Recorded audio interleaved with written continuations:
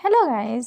So guys, आज हम एक न्यू टॉपिक के साथ इस वीडियो में आपसे बात करेंगे।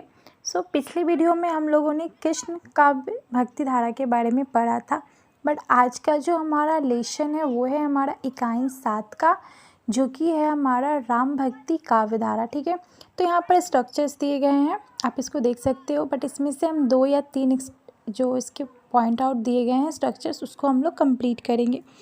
अगर हम लोग राम भक्ति धारा पढ़ते हैं इस लेसन में, तो हमें राम भक्ति काव्य के बारे में क्या क्या पता चलेगा, फर्स्ट हम लोग उसको देख लेते हैं। ओके, उद्देश्य हम लोग फर्स्ट देखते हैं कि उद्देश्य यानी कि यहाँ पर 5 पॉइंट दिए गए हैं। इन 5 पॉइंट को हम पढ़ेंगे और हम जानेंगे कि ये लेसन में हम लोग क्या क्या पढ़ने वाले हैं। ओके, हम देखते हैं कि हमारे ये 5 पॉइंट कौन कौन से हैं। पहला पॉइंट हमारा दिया हुआ है कि राम भक्ति काव्य धारा की पृष्ठभूमि और उसके विकास की जानकारी दे पाएंगे, यानी कि राम जो भक्ति धारा थी उसकी पृष्ठभूमि क्या थी और उसका विकास कैसे हुआ उसके बारे में हम लोग बता पाएंगे।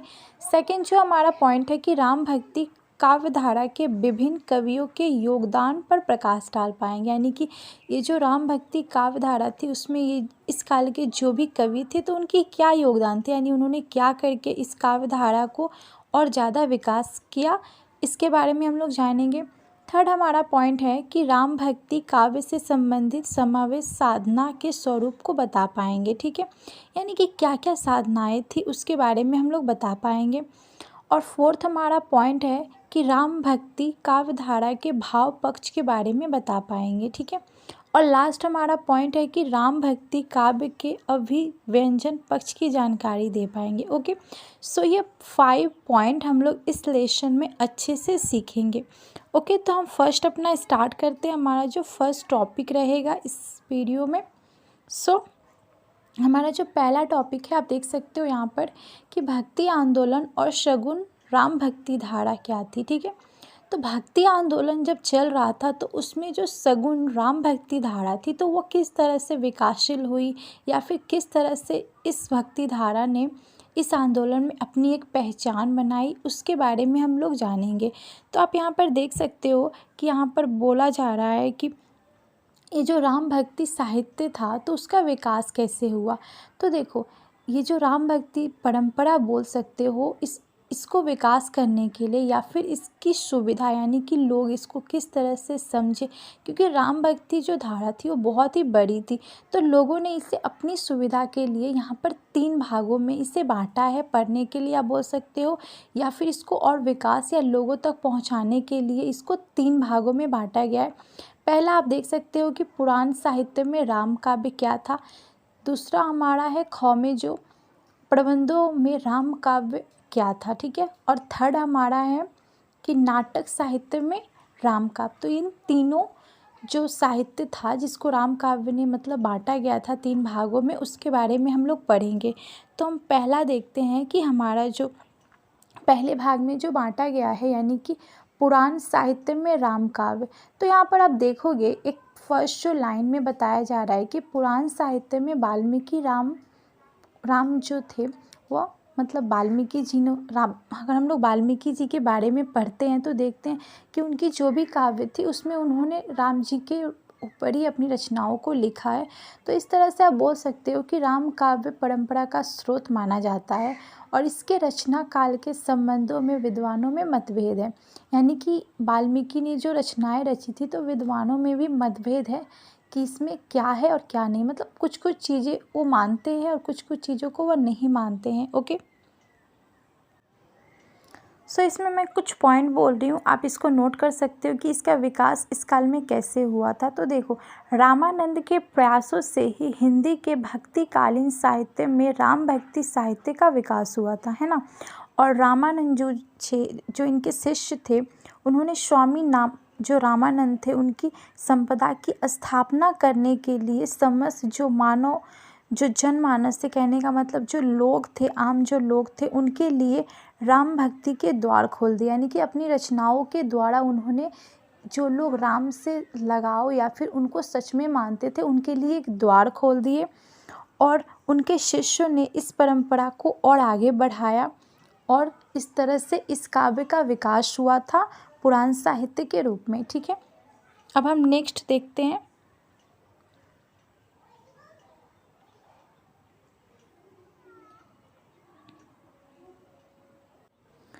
अगला हमारा जो दिया हुआ है, आप देख सकते हो यहाँ पर प्रबंध काव्य। ठीक है, तो प्रबंध काव्य कहने का मतलब कि ये जो साहित्य होती थी, तो इसमें संस्कृत में जितने भी प्रबंध काव्यों की रचना हुई थी वो पाए वाल्मीकि रामायण पर ही आधारित होती थी। जैसे कि कालिदास कृति रघुवंश के अलौकिक घटनाओं को भी काव्य सौंदर्य में ढालकर अभिव्यक्त और एक अच्छी रचना के रूप में प्रस्तुत किया गया है। महिक काव्य में राम कथाओं के साथ साथ व्याकरण के नियमों का भी संकेत किया गया, यानी कि बहुत सारी चीज़ों को इसमें मिलाकर इस साहित्य को और ज़्यादा मनोहर बोल सकते हो या फिर एक अच्छा रचना के रूप में प्रस्तुत किया गया। तो इस तरह से बहुत सारी चीज़ों को भी इसमें मिलाकर इस साहित्य को और विकास किया गया है। अब हम नाटक काव्य को देख लेते हैं कि हमारा जो नाटक काव्य था, यानी कि तीसरा हमारा जो राम काव्य हम लोग पढ़ रहे थे, तो उसके विकास के लिए इसको 3 भागों में बांटा गया है। तो पहला हम लोगों ने देखा कि पुराण साहित्य में राम काव्य, और दूसरा हम लोगों ने देखा कि प्रबल काव्य क्या है। अब तीसरा देखते हैं कि नाटक के रूप में राम काव्य को किस तरह से विकासित किया गया है।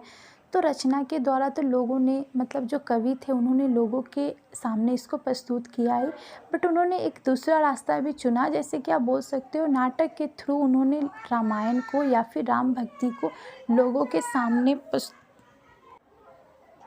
लोगों के सामने इसको प्रस्तुत किया है। उन्होंने दिखाया है कि राम जो काव्य है तो वो किस तरह से लोगों में लोकप्रिय हो और लोग उससे पसंद करें। तो ये नाटक के द्वारा उन्होंने रामायण को दिखाया है कि लोग जो है वो किस तरह से राम जी की लीलाओं को देखे, राम जी के जीवन के जो संघर्ष था, जैसे कि उनके बचपन से लेकर बड़े होने तक, या फिर उनके राज्याभिषेक, या फिर उनके वनवास जाने की लीलाओं को, सीता जी की लीलाओं को, ये सबको उन्होंने नाटक के थ्रू लोगों तक पहुंचाया है कि इससे भी राम काव्य का विकास हो और लोग राम काव्य के बारे में जाने और उसकी जो अच्छी बातें हैं उसको भी वो लोग ग्रहण करें। तो इस तरह से नाटक के रूप में भी राम भक्ति काव्य को विकासित किया गया है। आप इस तरह से इसको समझ सकते हो और लिख सकते हो। सो गाइस, अब हमारा जो अगला वाला टॉपिक है उसको हम लोग देख लेते हैं कि उसके बारे में क्या कहा गया है यहाँ पर। तो देखो, अगर हम बाद वाला जो टॉपिक देखते हैं, जैसे कि इसमें बोला जा रहा है कि हिंदी में शगुन राम काव्य परंपरा क्या थी। तो जो हम लोग पढ़ रहे थे राम काव्य के बारे में, तो उसका शगुन जो काव्य है उसकी परंपरा क्या थी, तो उसके बारे में हम लोग देख लेते हैं। तो यहाँ पर कुछ लाइन दिया गया है, आप इसको देख सकते हो, ये इम्पॉर्टेंट है आई थिंक। हिंदी के राम काव्य की कथा वस्तु का स्रोत संस्कृत के राम काव्य संबंधित काव्य ग्रंथ है और खासकर वाल्मीकि कृत रामायण, लेकिन भक्ति आंदोलन के राम भक्त कवियों ने इसे युग की सामाजिक राजनीतिक चेतना के अनुरूप विकसित किया है। ठीक है, तो आप इस पॉइंट को भी नोट कर सकते हो। उसके बाद समव्य और मर्यादा पर सबसे ज़्यादा जोर दिया गया है।